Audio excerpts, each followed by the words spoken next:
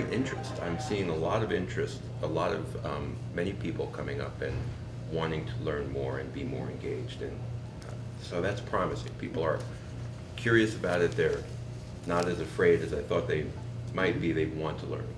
I mean, I think data literacy is something that has to be addressed at all levels. I mean, we run into, literacy is kind of a tough word because it implies, you have no idea. Right. I agree with the term. What we actually find more often, and healthcare is still kind of evolving. We're kind of young actually in this journey, to be honest with you, compared to a lot of our corporate and industry peers. So it's very interesting for me because I came out of industry into healthcare about 10 years ago, and it was kind of a little bit of a time warp for me, to be honest with you. What we find, to take literacy to the next level and to go to, how does it look between executives versus, frontline staff, even clinicians. We've got a very, very wide gamut in my kind of organization.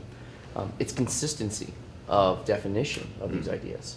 So, I'll put that in the literacy column, but, there's a term that we use, it's called length of stay. How long has a patient been somewhere? Well, everybody defines that differently. And, for me, that's literacy, and that affects, everybody from the front line all the way through the executive suite. So again, it goes back to my opening comment that these aren't technology problems.